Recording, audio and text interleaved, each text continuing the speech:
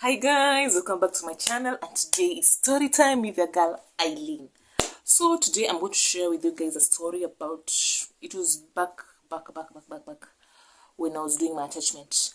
So I actually visited my grandmother. It was December holiday. So when I visited my grandmother, I actually told her that I'm supposed to do an attachment on January, and I still don't have a place where I'll do my attachment. So my grandmother was like, oh, it's fine. An uncle of yours, I'll ask one of your uncles if he can find a place for you. So I was like, oh, it's fine. So after some few weeks, my uncle came, and so after some few days, my grandmother actually told her about the attachment. And my uncle was, oh, it's fine, let me just make some few calls and then I'll give you guys the feedback. So my uncle called some friends of his, and then there is one who said, oh, just bring her. So to me, I was very happy. I was like, oh, I'm going to do my attachment in a TV station. Who is not happy to do an attachment in a TV station? So I was very, very happy. My grandmother actually asked my uncle, is that place somehow far from where you stay, something? He just wanted to inquire some stuff. And my uncle was like, no, it's just a walking distance from where I stay. So I was very happy. After the holiday was done, I was supposed to go to that place. My uncle actually went earlier. And there is one thing that you guys need to know. My uncle is actually a lecturer in a medical institute. So the day I was supposed to go and meet with my uncle, it was actually raining. And from my grandmother's place to where my uncle stays is actually 6 good hours by bus. Go with actually 2 buses. You must go, it's something like a half a distance. From my grandmother's place to that station, it's 3 hours. And then I'm supposed to take another bus. From that place to where my uncle stays is another 3 hours. So when I reached the first bus station, from my grandmother's place to that bus station, it was somehow late. The bus that I went with was very slow, so it was late. So I was like, so it was around, was it 5? Yeah, it was around 5. So I was like, it's late. Why don't I just call my uncle? There is a certain uncle of mine that stays in that area. So I was like, why don't I just call my uncle? I stay a night there, and then the following day, I continue with my journey. So I called my uncle. For like around 3 times, he didn't pick the phone. I then decided to call her wife. There was no response also. So I was confused, and then I decided to call my mother. I was like, Mom, yeah, I'm supposed to meet with my uncle, I'm not going to say his name. And right now, it's very late. I don't think if I'll make it on time. So my mother's like, okay, let me call first and see if there is something wrong. So my mother called my uncle, but she also didn't pick. So my mother was like, now what are we going to do? I was like, oh, let me try and call uncle, the lecturer uncle. So I was like, let me try and call him and see what she's going to tell me. So it's like, I called him, and then he said like, just come, I'm still waiting for you, just come. So I was like, oh, it's fine. So I told my mother, no, I'll just go straight. Even if I'm going to reach around 11, it's fine. So one thing that I love the most is that the driver was so fast. So we reached around I reached around 9 p.m. So on reaching, my uncle came to pick me, and she actually had one of her students there. So he told me that I was going to stay with her at the student quarters. So I was confused. I was like, I'm not going to stay with you anymore. I'm going to stay with her. She was, and he said like, and actually I was saying it in my mind. I didn't tell him.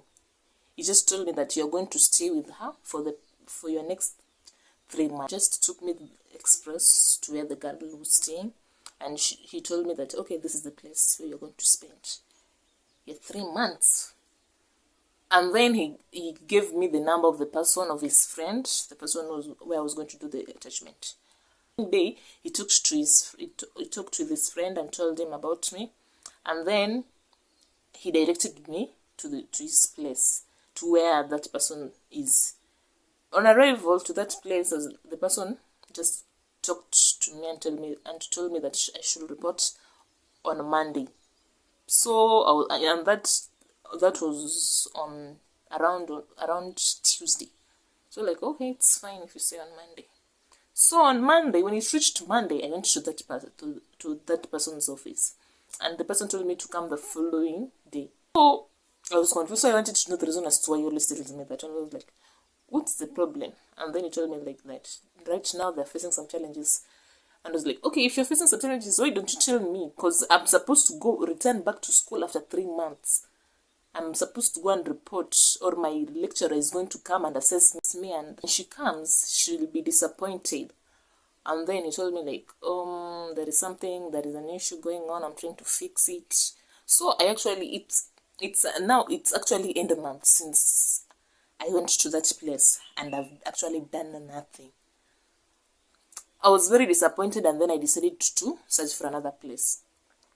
So on searching another place, I actually found a radio station around, and I told them. I actually reached around 6 in that radio station, and then I told them, okay, I'm still new in this area, and I'm searching for an attachment, and it's supposed to end within 3 months, and it's like I'm very late. I don't know if I can do some overtime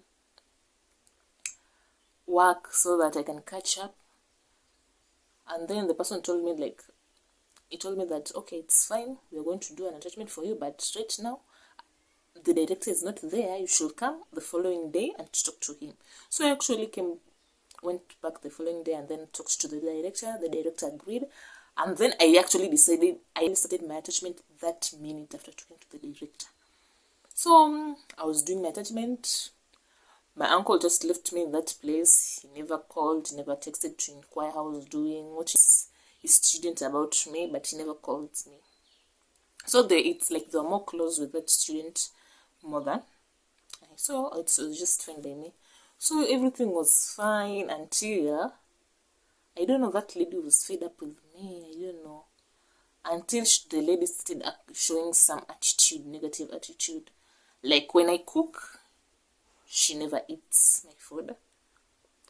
And I can remember we used to do everything together. If I am washing, if I do the laundry, I also do her. If I cook, we cook something that we'll eat together.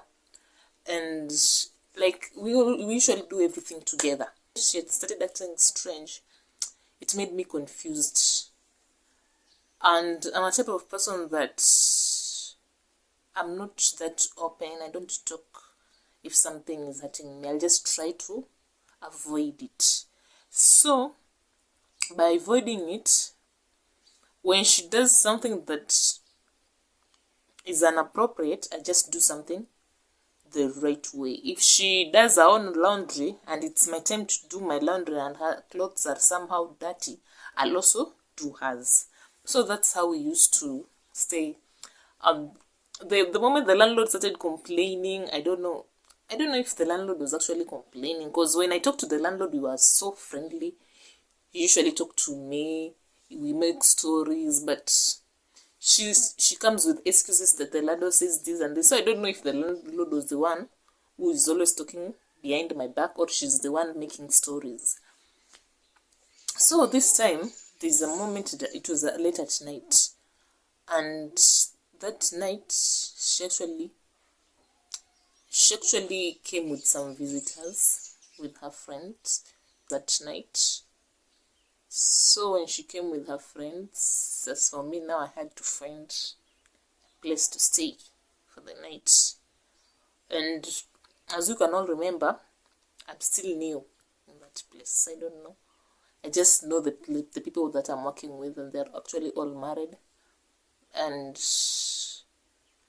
I don't think it was the right thing to do to go and stay with them. So I decided just to have a walk that night. I was just walking. listening to some music. I love listening to music.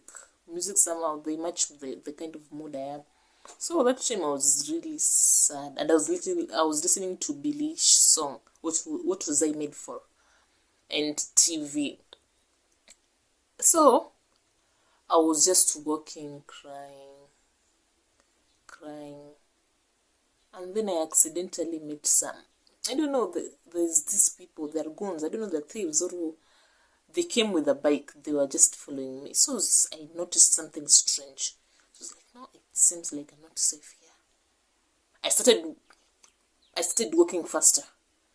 The faster I walked, the person that was in the motorbike followed me. So I started running. What I thank God was that I was just next to where I was staying. So the moment that person the person was actually grabbing my shirt, the shirt that I was wearing, but it actually slipped since I was running so fast. And then I entered the gate to where I was staying. I was really happy that nothing happened that day. I stayed outside for the night, just next to the gate. And then when morning came, she went back to school. She had a morning class. And also me, I had to go to work the following morning. So when she went outside, I went in, took a shower, then went outside, then went to work. So that was how life was. I was very sad and depressed. So there is a time that I couldn't take it anymore.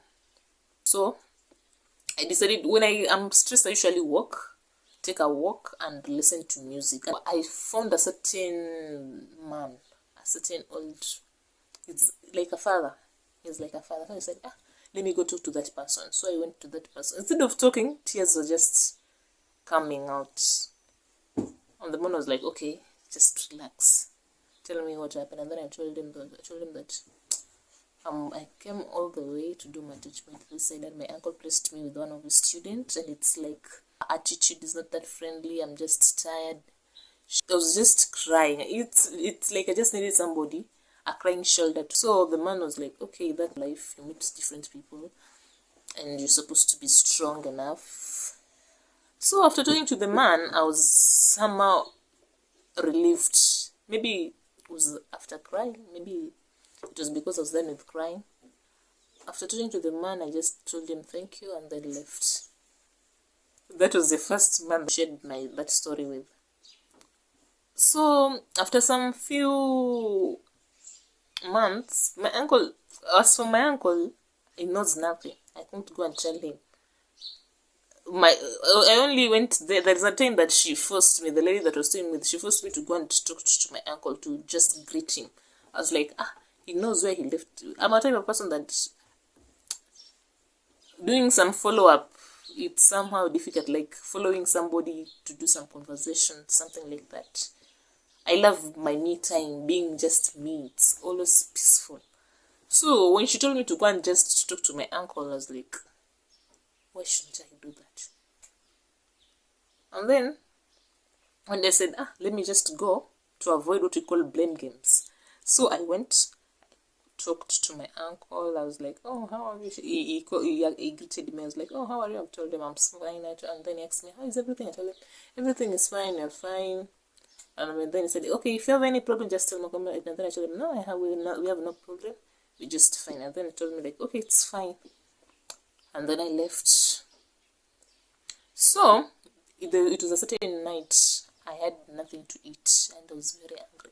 So I decided to go to the market that was nearby and find something to eat. On my way, I actually met my uncle, and then my uncle was like, why are you walking so late at night? I told him, I'm going to find something to eat. And then he said, okay, it's fine, just go. And then he left. I went to the market, found something, and then bought. The following day, that lady that I'm staying with, she called me and told me, Eileen, your uncle told me that you always work at night. Hello? And I was like, I always work at night? What do you mean by that? And then she told me, like, oh, she saw you walking. And then I told her, like, no, I'm not walking. I just went to the market to buy something. I was hungry. And then she told me, like, okay, I was just